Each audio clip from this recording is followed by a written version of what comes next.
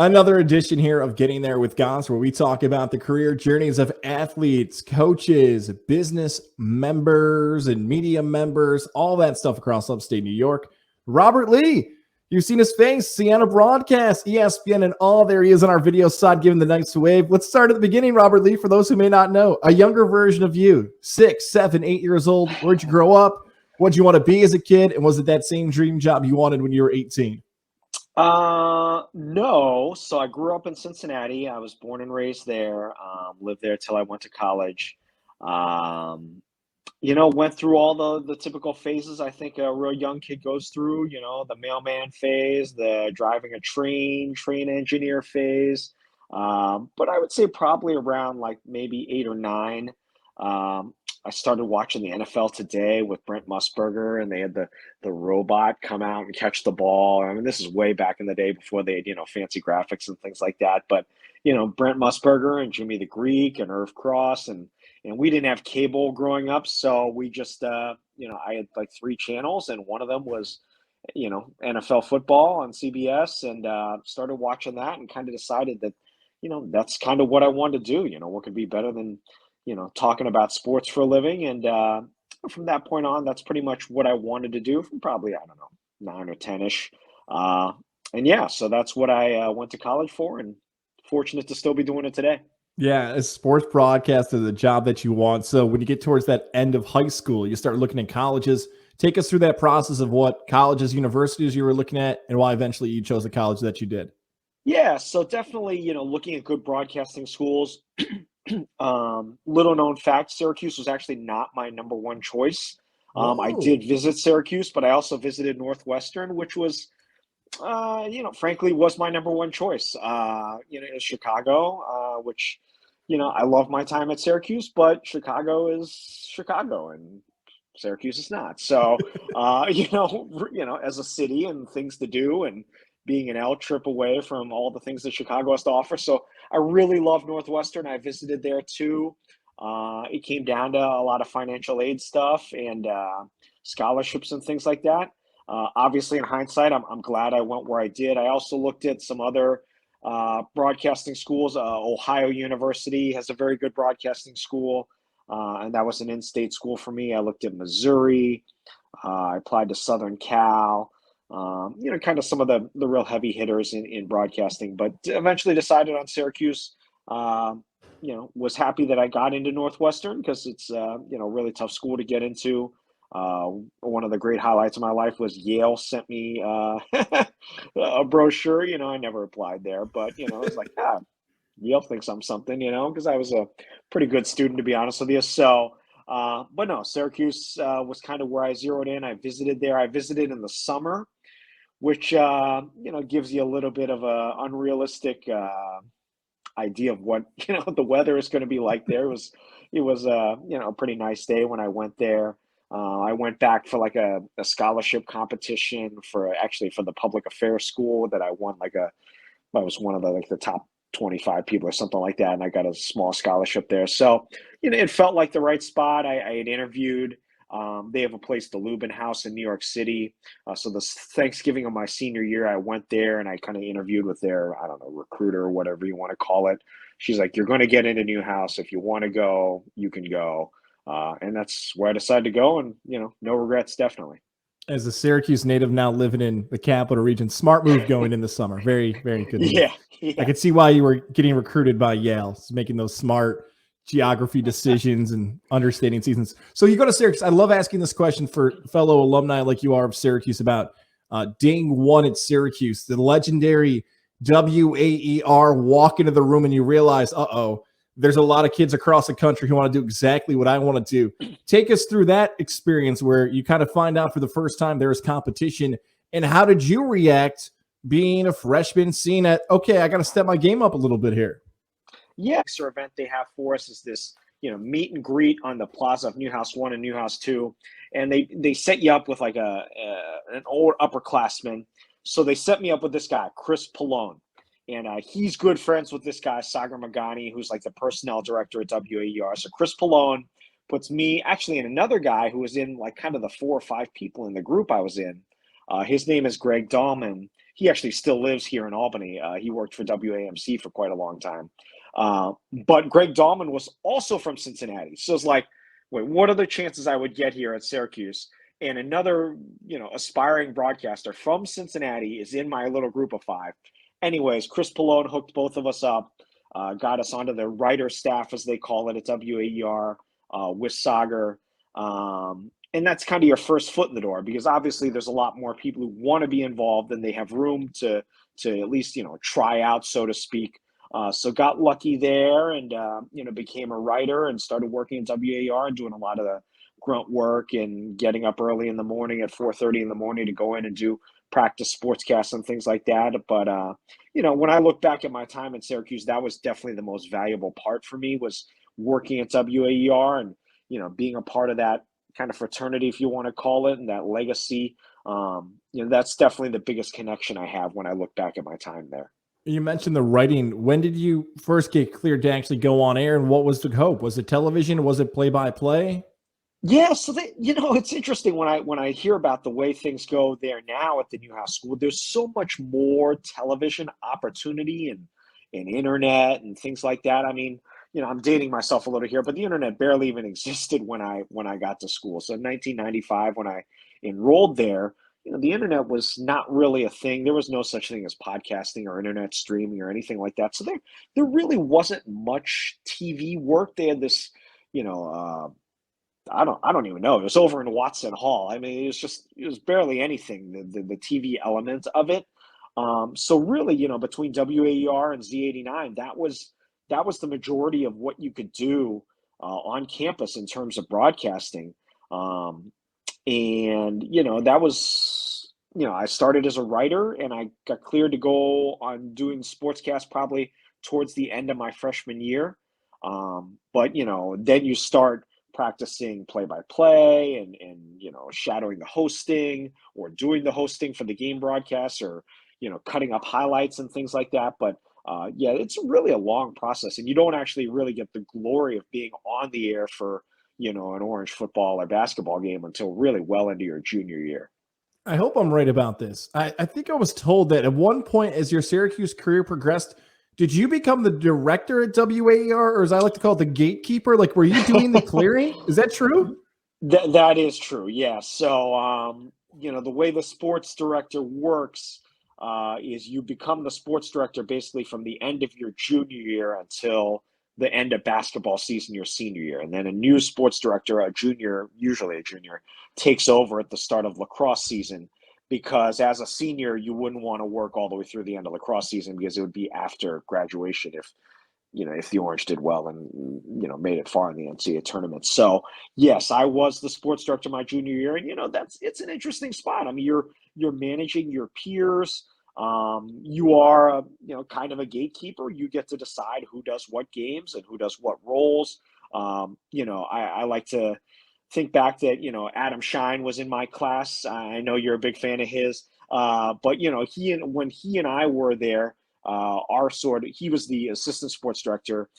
We started the talk shows, so they never had any sort of, I think they call it orange overtime or double overtime, whatever it's called now. But we never had any call-in shows until he and I kind of started that. So that, it's a nice little legacy, and I know they still do that today.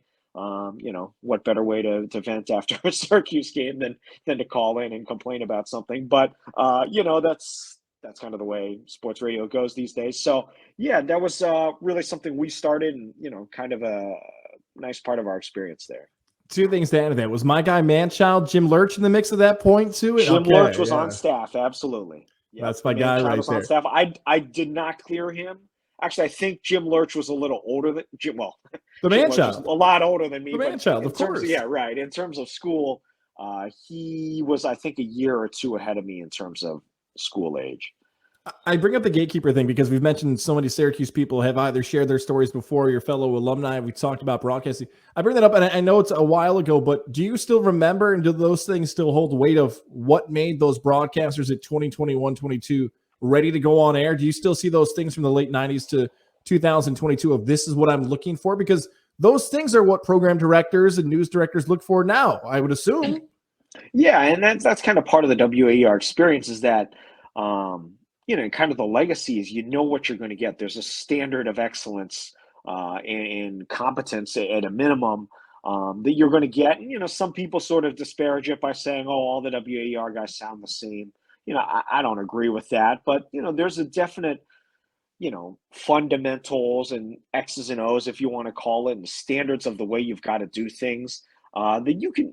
You know, I'm not going to say I listen to guys on air. There's plenty of great broadcasters that come from schools and radio stations all over the country. But, you know, the WAER guys, you can kind of tell like they went through that whole process. They're fundamentally sound. They're prepared. You know, that's a big part that people don't think about is your preparation for the game. You know, how you do your chart, how you get all your information organized. You know, that's not something you're going to learn in a class at school, at any school you go to. So, you know, that's you get a lot of practice with that. You know, this is what works for me. The same way I did my chart in college is the same way I do it now. 25 years later. So, you know, you find out what works for you and you really kind of hone your craft. Eventually, they tell you you have to leave Syracuse, you get to graduate, get the diploma and everything else.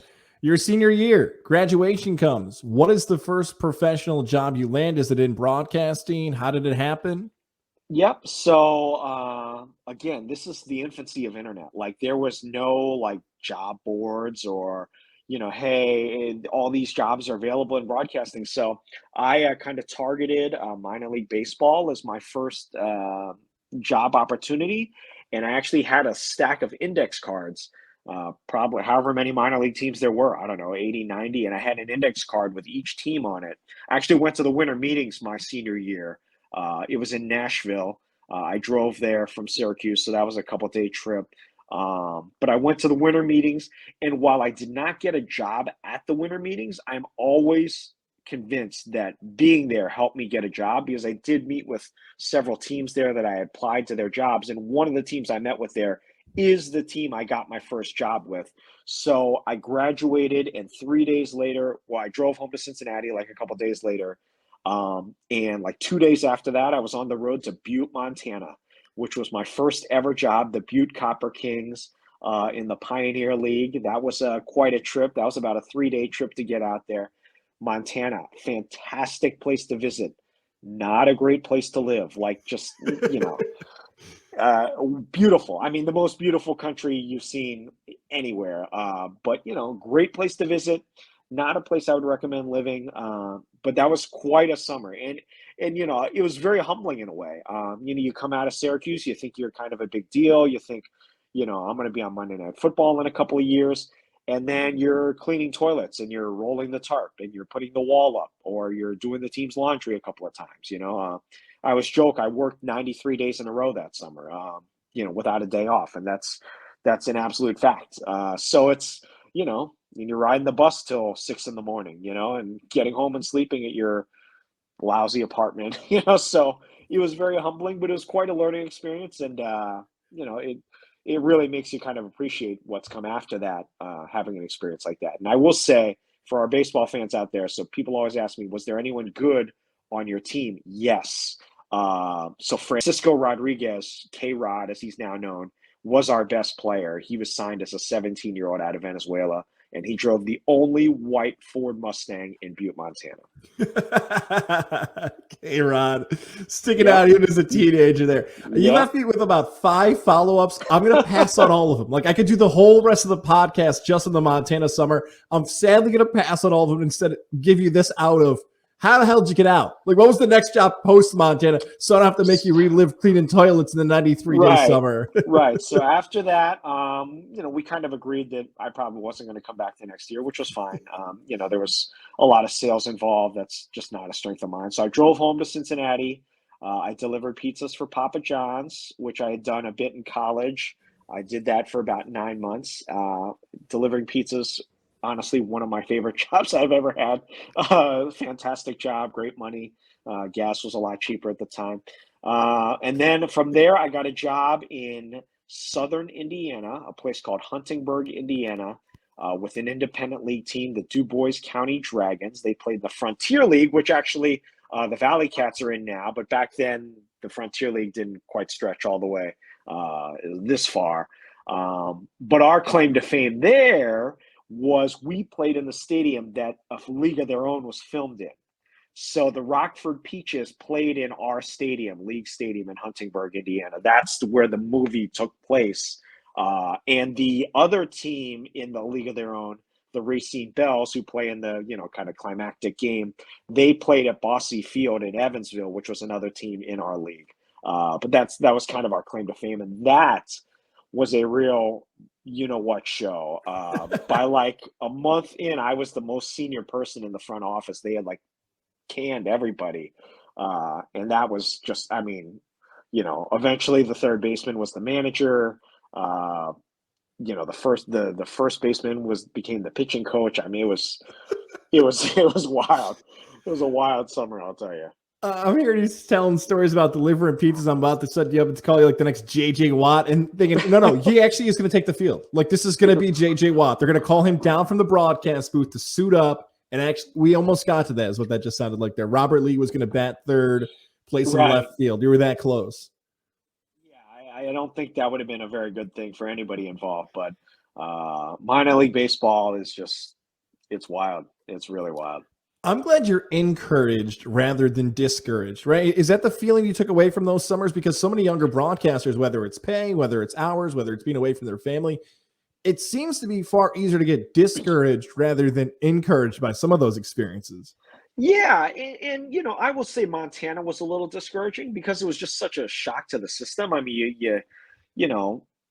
when I was in Syracuse, I went to Maui, for the Maui Invitational my senior year to do games, the school paid for it, like this is the life of luxury. And then all of a sudden it's just like, okay, you're out of school now, clean the toilet. It's like, okay, well, that's not what I thought I, went to 4 years of school for, but that's the reality. Hey, rip pages out of the phone book and call people and ask them to sell tickets, like, okay, didn't go very well, but I tried to sell, advertisements, things like that. We had a beater car giveaway, which was basically, get somebody to donate a car that kind of a piece of junk that people can drive around in the winter. I did that, I got the beater car, but that it was just kind of you never really expect to have to do that, when you're, working at WAER and going to Syracuse, but that's the reality of it. So Montana, Southern Indiana, I thought we were going to jump right from Central New York to the Capital District in Siena. Nope. Where does Siena come in here? Is Siena coming? Is it next? I hope it's next. Yes, it is. Okay, good. I was feeling bad for a young Robert Lee. I'm like, if I got another 5 years of him up in Oregon and Washington and Alabama, I'm gonna have to stop the podcast, or I'm gonna have to go talk somewhere else about what happened in your 20s. Good. Siena is next. Tell us about how you landed the Saints gig. Similar to the minor league baseball thing, I had a Word doc. I actually still have the sheets printed out somewhere in my office, but where I had every Division I school, and I had the name of their SID. And I, would call them all because this is like kind of pre-email still, sort of. So I would call them all and take notes. Hey, do you have a broadcaster? Are you looking for somebody? And there was, Division I jobs don't change hands very often. So one of the few that was available was Siena's football and women's basketball play-by-play. People don't remember Siena had football. I try not to remember. The team wasn't very good, to be honest with you. Jason Rich, who was the SID at Siena at the time, and I were in contact. And one day on the way home from a day at the races at Ellis Park in Evansville, Indiana, he called me. This is probably in August, and said, "We'd like to offer you the job at Siena." I honestly had never heard of Siena while I was at Syracuse. It was 2 hours away. Never heard of it. Again, this is pre-internet. If you're not like one of the top teams, so I didn't really never been to Albany. After, a couple of days after the minor league baseball season ended, made the long drive up to Albany. And that was September of 2000. And I've lived here ever since. And I think if you would have given me, $1,000 at the time and said, "Will you still live in Albany 22 years later?" I would say absolutely no chance. But here I am, and I've grown to love it. What changed? Would you say maybe your on-air ability? Was it opportunities? Because you even mentioned you thought you weren't going to stay. Something must have changed when you hit the Capital Region. Right. Like I said, like when I got to Siena and we would take, bus trips with the women's basketball team, and it's like, this is unbelievable. There's like as much Gatorade as I could possibly want to drink. There's fruit roll-ups. There's an unlimited amount of food. We're on the road with a team. Quentin Hillsman, who used to coach at Syracuse, is my roommate on the road. He's ordering, chicken wings for room service every night. I'm like, this is phenomenal. Like this is not cleaning the toilets. I'm like, this is fantastic. And I really think that those kind of tougher times in minor league baseball really helped me appreciate, what I was kind of getting into at Siena. I mean, the football team, not quite as glamorous. I was driving the van to get to games and, with players in the back and nervous that I would, somehow get into an accident or something. But still doing what I loved and kind of getting my foot in the door there. And I did football for a few years, and I did women's basketball for a couple years. The women's team went to the NCAAs my first year. Still the only time they've ever gone. I was very lucky to be a part of that. We went to Vanderbilt and played there in the first round of the tournament. And yeah, it was just I wouldn't say. I think you just make a lot of mistakes in your career. And you're fortunate to do that at a college radio station or, on a minor league baseball station in Montana when 50 people are listening. You make the mistakes, and it's not just on-air mistakes, it's mistakes in how you treat people or the players or how you interact with the players and the managers or, just sort of I don't know, just a kind of how you carry yourself, and you get a lot of those mistakes out of the way when I don't want to say it doesn't matter, but not a lot of people are watching. And you get to a place like Siena and you kind of welcomed into the family and you start honing your craft and getting better at what you do. And yeah, no, it's been fantastic ever since. You felt like a pro. You were being a pro. You were acting like a pro. Being a Right, professional, taking it like a job, and that's what it was. right, And it might have been the change that happened for you. For those who may right. not be aware of this, who live outside the Capital District or may not follow it, Robert teased this a little bit. They don't have a football program anymore. Like Siena football, it's no longer there. So what happens? Is it you are getting reps with men's basketball while with football? Did you kind of? How does this kind Right. of go on behind the scenes of this change going on with the athletic teams? Yep. So the football team, I think I did about 3 seasons with them, and they dropped the program. But I did 2 seasons with women's basketball, and I was also their SID. So that was kind of two birds with one stone. So I was handling the sports information for women's basketball for 2 years, and I was also calling the games. But after 2 years, the voice of the men's team, Joe Castellano, left, and they offered me the men's job. So I did take that job with the Siena men's team after 2 years. But I could no longer work full time in sports information for the women's team. So then I just became basically a contractor for the men's team, which is what I've been ever since. Um, and then about a year after I took over the men's team, they dropped the football team, the program, I should say. So yeah, I took over the men's team after a couple years. The year after they went to the NCAAs with Prosper and Dwayne Archbold and those guys, that was the last year before I started with the men's team. So it would have been, I guess, 2002. I rarely do this with play-by-play broadcasters, but there is something about the history of Siena basketball, and I hope you take this as a compliment. I feel like your name is just there with it. Like when you talk about Ronald Moore, especially. Like I know people talk about Raftery's double onions, but when we replay the clip, like we're talking 2009, 2010, that era with Fran McCaffrey, like Robert, you're there. Like your voice is on the clip. They're replaying your calls, which going through minor league baseball and grinding and SIDing and contracting, when you kind of go ahead a little bit in your career, you're going to be like, I'm there for those moments, and my name and my voice is going to be with these great moments. And you kind of see it pay off years later. Yeah, and it's great that you bring that up because that is something I take a lot of pride in. I mean, I've been, I did the radio for 14 years. I've been the primary voice on TV for towards the end of that time, but now for, I don't know, 6, 7 years since then. And, it's something that I get a lot of pride out of and a lot of enjoyment that, I have been kind of synonymous as the voice of the team for, 2 decades now. And, I've seen good times and bad. I've been through a couple of 24 loss seasons. I've called, for my money, the most exciting game in the history of the school. Tommy Hurdle will argue that it was the Stanford game, and I understand that, that was a wonderful event and it was a little before my time. But those runs with Fran and going to the tournament 3 straight years and beating Ohio State and giving Louisville all they could handle. I mean, those are incredible memories. And, I appreciate you saying that. Obviously, everyone knows Onions double order, Raftery, he's obviously, calling the title game the other night for a reason. But, I really love my call of that shot as well. And, and it's a memory that I'll never forget. My wife was there at the Ohio State game and the Louisville game for that matter. But, it was a really special time. That's a long time ago now. We're talking 13, 14 years ago. And, those are just incredible memories that I'll never forget as long as my career goes on and as long as I'm alive. I'm glad you mentioned your wife. And more recently, for those who may have missed it, you've had articles about the Cincinnati Bengals. You touched on your Cincinnati sports love. And I almost reached out to you months before we've taped this. I'm like, you know what? He's got enough requests about talking about his Bengals right now. I'm going to give this guy a little bit of a rest through March and February and everything else. But what you brought up is, and rarely broadcasters want to talk about this, and I appreciate your candidness about family. Like, people don't talk about the travel and how it affects your family and time and money. For young broadcasters especially, we're going to offer advice later on in our conversation, but I feel like it's not talked enough about the struggles or the importance of that perfect balance, if you can find it, between being a dad, having kids, having a wife, and what the play-by-play industry can do and how much it can be a challenge at times for that.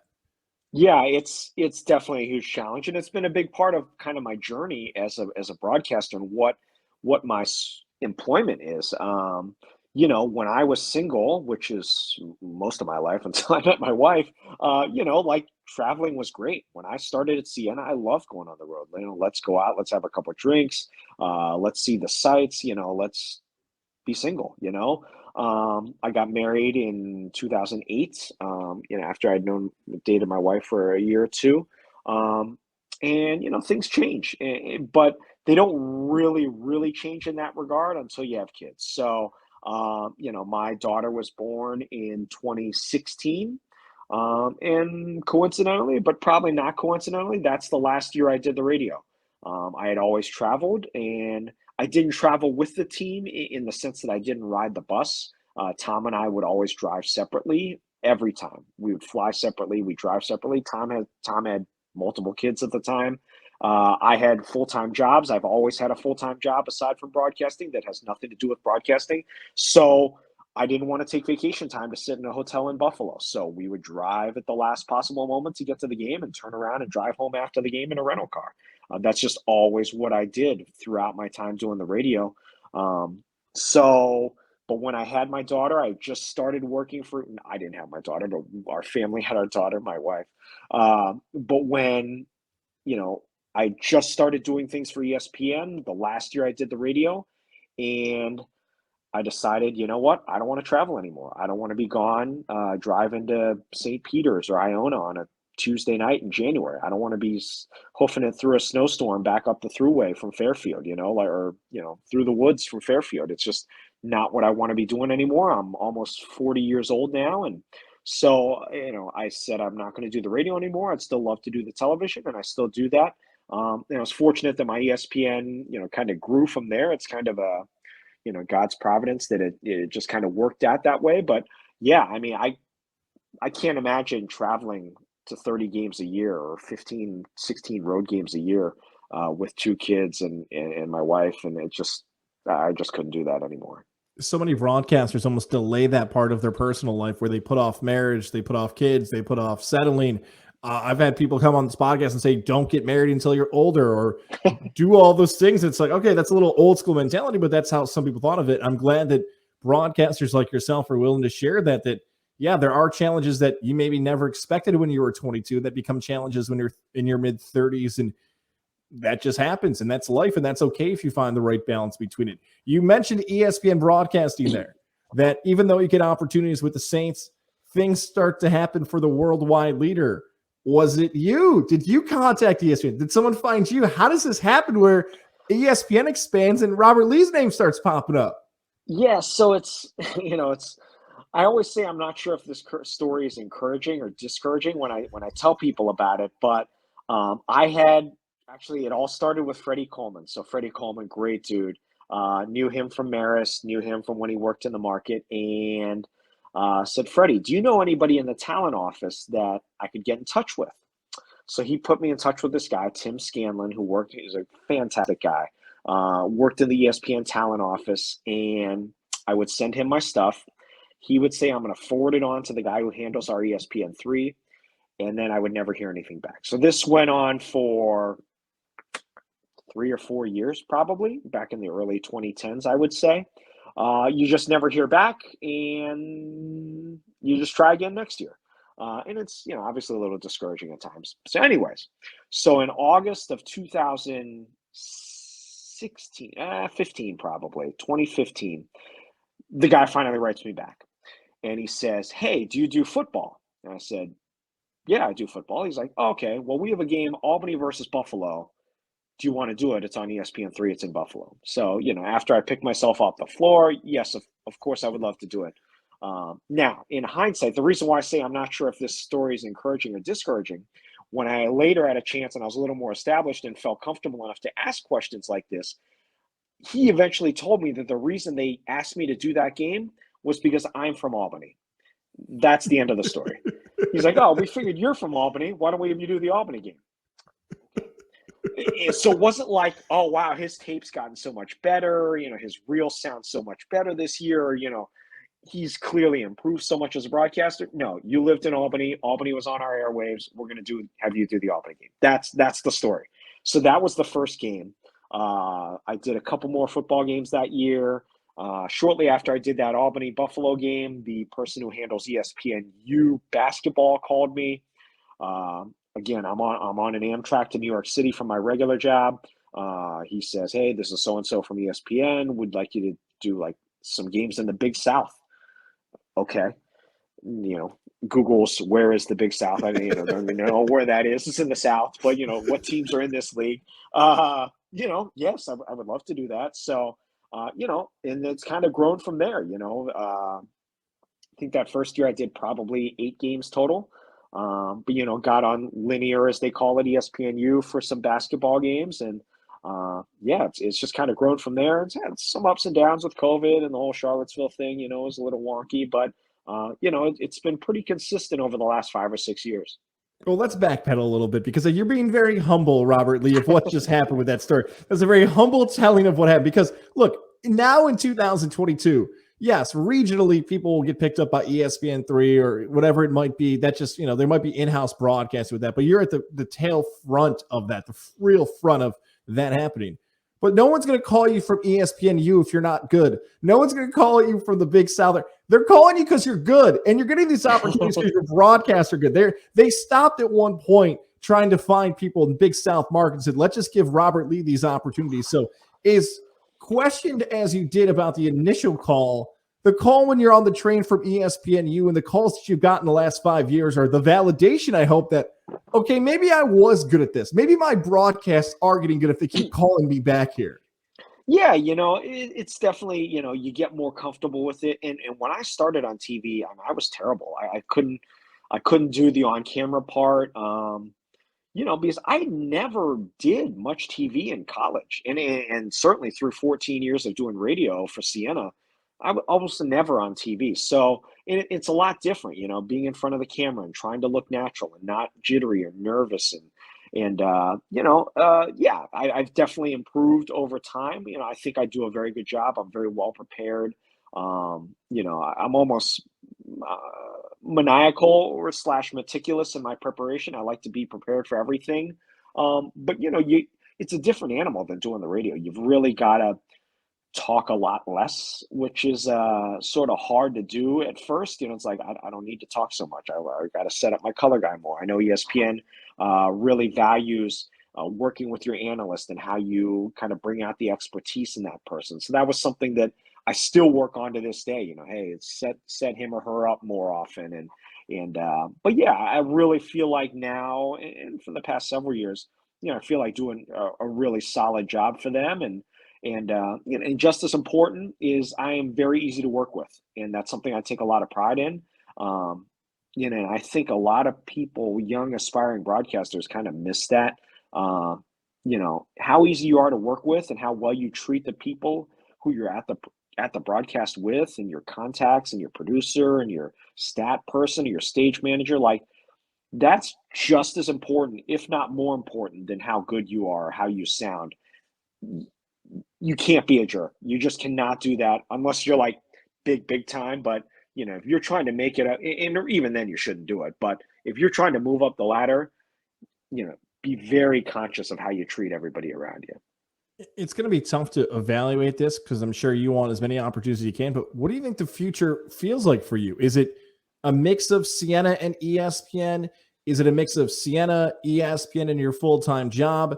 Is there a hope that you land on one certain sport? We could go back to baseball or basketball, whatever. Or maybe you're just enjoying the ride. Like, that's fine too. Like, hey, I'm on ESPN. Like, I'm just going to ride this until they tell me I can't get off the ride anymore. Right. I mean, there are definitely times I'm like, wow, I'm doing the Mid-American Conference, the MAC championship game in Cleveland. Like, this is a huge game. The winner of this game is going to the NCAA tournament. And it's like through that whole day, you're kind of in a fog. You're like, I can't believe I'm doing this huge game tonight, and it's not the Big Ten championship game, but for somebody like me, hey, this is a big deal, like it's exciting. Yeah, I don't know. I mean, obviously I would love to just broadcast full time. I don't think that's a secret to my regular job, quote unquote, employer. But whether or not ESPN or anyone is going to hire full time in this sort of economy, unless you're Joe Buck or Troy Aikman, and give you benefits and health insurance and all that. I mean, these are things you have to think about, right? So if I get a full time job, I have to have health insurance. When you're 23, you're not worried about that, but that's I have a wonderful full time job now that has great benefits and pays me a nice salary and pays my mortgage. So that's fantastic, and I'll stick with ESPN as long as they'll have me, like you said, and same with Siena. It's Siena, because of the sort of logistics of it, it's a lot easier for me. I don't have to travel anywhere.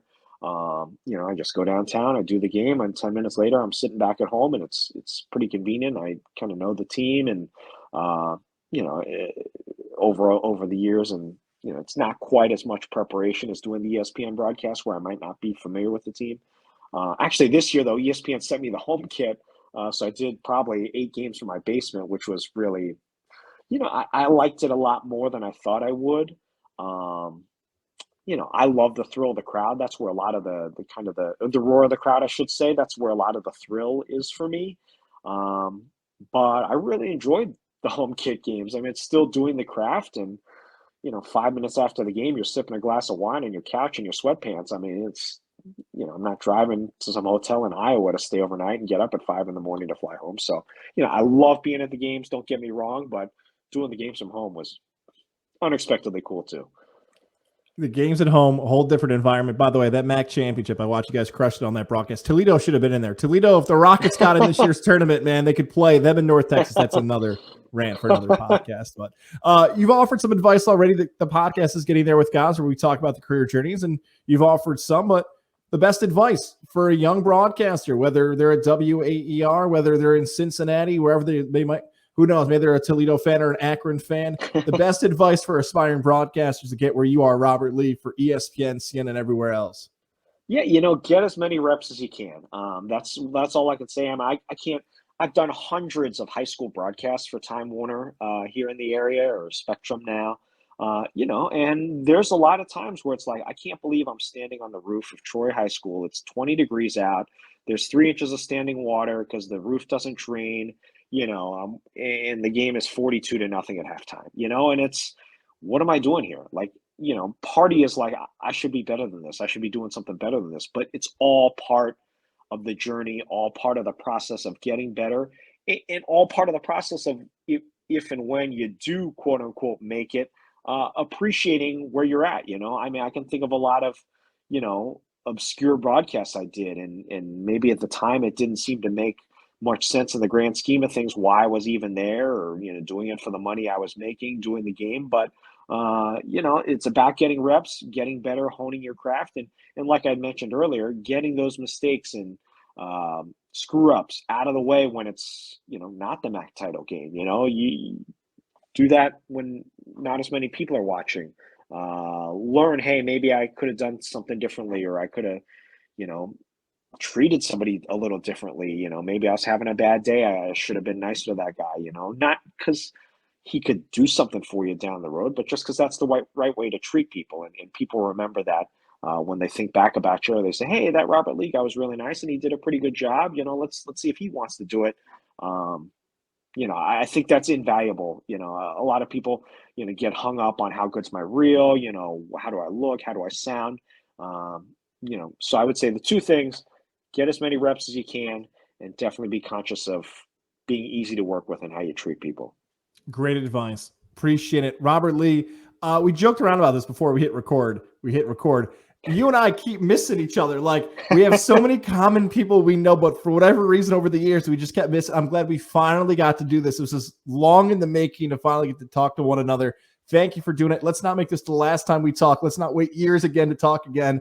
Appreciate you doing it. Keep crushing on the broadcast, man. Looking forward to it, and hopefully talk to you again very soon. Appreciate it, guys. And I see that you know my guys up at Saratoga Lake. I see you're up there a lot. I know the owner of the place is kind of a family friend, and you got a great spot there, and I'm really glad to see you doing well.